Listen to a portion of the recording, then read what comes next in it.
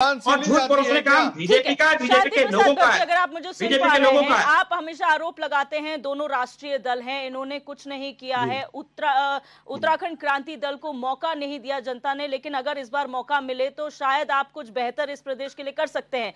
क्या इन कंटेंडर्स के सामने आपके पास कोई टफ चेहरे हैं जो लड़ सकते हैं, जो टफ फाइट दे सकते हैं? देखिए दिव्या, जो उत्तराखंड राज्य आंदोलन में जिन्होंने संघर्ष किया है, हमारे वही प्रत्याशी होंगे। हमें कहीं कोई दिक्कत नहीं है। हम धरती पुत्रों की पार्टी है, जनहित के मुद्दों पर संघर्ष कर रहे हैं। यदि हम संघर्ष में घबराए होते तो ये पार्टी इन 24 वर्षों में कब खत्म हो चुकी होती।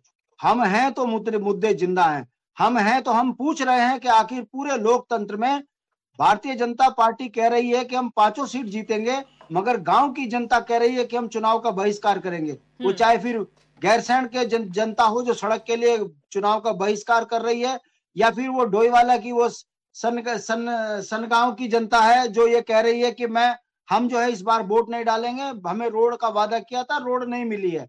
इसी तरीके से किमसार यमकेश्वर के अंदर किमसार के लोग कह रहे हैं किमसार मोटर मार्ग नहीं बनेगा, बीन नदी का पुल नहीं बनेगा, तो हम भारतीय जनता पार्टियों को घुसने नहीं देंगे गांव में। ऐसे ही सिंगताली पुल की मांग को लेकर जनता सड़कों पर आंदोलित है और वो कह रही है कि हम भारतीय जनता पार्टी का बहिष्कार करेंगे, लोकसभा का बहिष्कार करेंगे चुनाव का।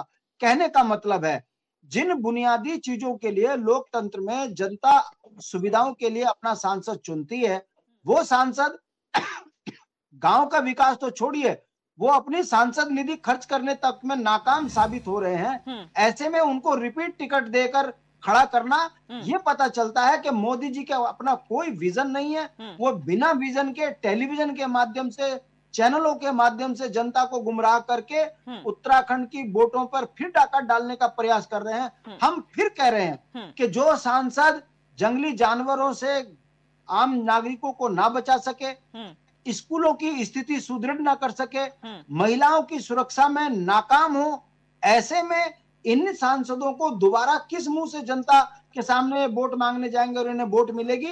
ये वो सवाल है। हम इन मुद्दों को लेकर जनता के बीच में जाएंगे और हमारा विश्वास है, हमने राज्य आंदोलन लड़के राज्य लिया है और हमें विश्वास है कि बुनियादी मुद्दों पर जनता हमारे साथ खड़ी होगी और जिस दिन मुद्दों पर वोट पड़ेगा हम एक तरफा जीत कर आएंगे। भाजपा कांग्रेस का सुपाड़ा साफ होगा, ये मेरा विश्वास है। बिल्कुल। शांति प्रसाद भट्ट जी, मैं छोटा सा एक एग्जाम्पल आपको कोट करती हूँ। हाल फिलहाल में जो बाई इलेक्शंस हमने बागेश्वर में देखे थे, उसमें यूकेडी को नोटा से बहुत कम, यानी कि नोटा आपको सरपास कर गया था और जनता ने आपको ना चुनकर नोटा दबाना ज्यादा पसंद किया। ऐसे हाल में क्या आपको लगता है कि आपके मुद्दे जनता के कानों तक पहुंचेंगे? बहुत बेहतरीन सवाल किया, मुझे बधाई दूंगा मैं दिव्या आपको।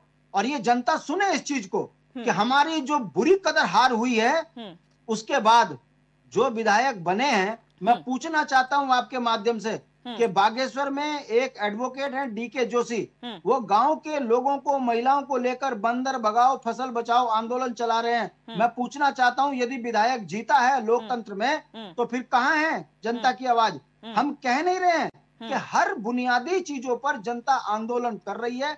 सत्ताएं लूट जरूर रहे हैं लोग, मगर सत्ता में बैठे सत्ताधीश काम नहीं कर रहे हैं, इसीलिए पूरा उत्तराखंड उबला पड़ा है। देवभूमि में शराब बांटी जा रही है, घर घर भांग, हर भांग घर घर भांग। क्या ये मोदी जी का सपना है? देवभूमि के मंदिरों में चंदा चोरी हो रही है, पीतल को सोना बनाया जा रहा है, क्या ये मोदी जी का सपना है? उत्तराखंड देवभूमि के अंदर जमीनें बेची जा रही है बाहर के लोगों को, क्या ये मोदी जी का सपना है? उत्तराखंडियत खत्म हो जाए, इसलिए क्या ये मोदी जी का सपना है? मेरा कहने का मतलब है, मैं बार बार मोदी जी को कोट करके इसलिए कह रहा हूं क्योंकि यहाँ की जनता मोदी को वोट देती है। अगर मोदी लायक होते तो ये आज अजय भट्ट अपना पैसा खर्च करते, अगर मोदी जी लायक होते तो आज राज लक्ष्मी अपना सांसद निधि का खर्चा पूरा खर्च करती, हमारे बुनियादी चीजों पे काम करती। इन्हें पता है जो मोदी के नाम से वोट पड़ना है, काम करो ना करो, मजे लो, दिल्ली में जाके सोए रहो, ये स्थिति उत्तराखंड की हुई है। और मैं आपको फिर कह दूं, अगर हम मुद्दों पर ना होते तो आज ये भाजपा कांग्रेस के लोग हमसे ना घबराए होते। हम जनहित के मुद्दों पर लड़ रहे हैं। हाँ, हार जीत में हम मानते हैं, बड़े दिल से स्वीकारते हैं कि हम कहीं ना कहीं अपनी बात जनता तक नहीं पहुंचा पा रहे हैं, या जनता समझने के बावजूद भी राष्ट्र के नाम पर इनको वोट दे रही है तो अपने बच्चों का भविष्य बर्बाद भी कर रही है। 40-40 साल के बच्चे हो गए, शादी नहीं हो रही है, गांव में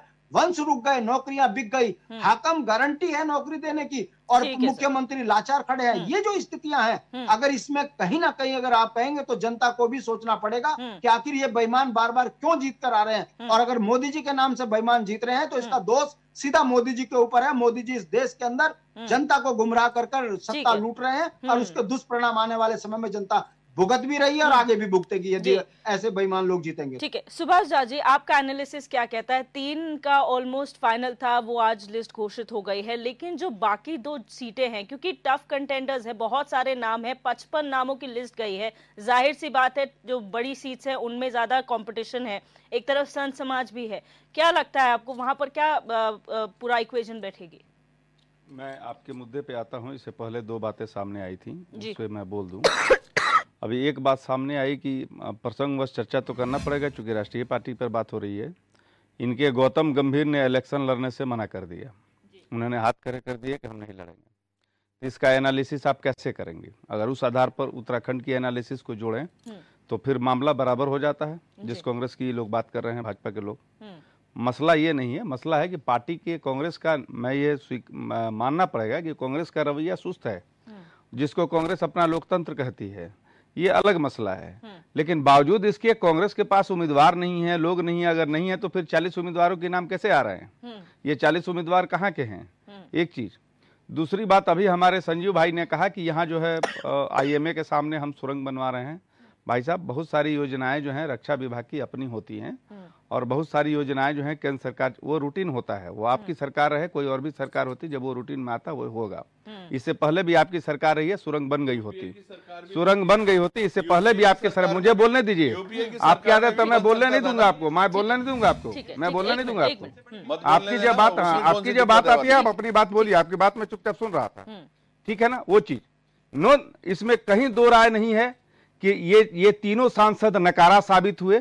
नकारा इसलिए साबित हुए कि इन्होंने अपने पैसे खर्च, जो पैसा इनके सांसद निधि का है, अगर वो पैसा खर्च नहीं हो पाया तो निश्चित तौर पे ये नकारे लोग हैं।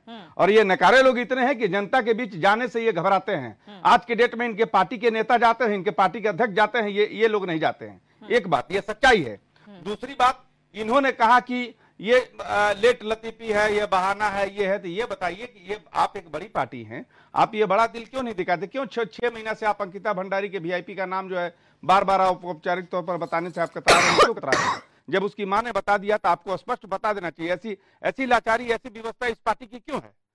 बहुत सारे ये सवाल हैं। दूसरी बात, अब फिर डेंगू का समय आ रहा है, उस समय इलेक्शन भी होगा और फिर डेंगू का समय अब आ गया है। ये जिस टेम्परेचर में डेंगू होता है फिर ये भी होगा।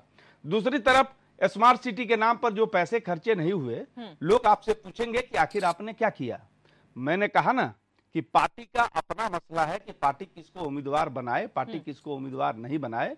लेकिन ये भी इसके समानांतर है सवाल कि ये जो सांसद हैं, ये लोग अपने लोकसभा क्षेत्रों में नहीं गए। लोग इनसे काफी नाराज हैं, लोग काफी गुस्से में हैं।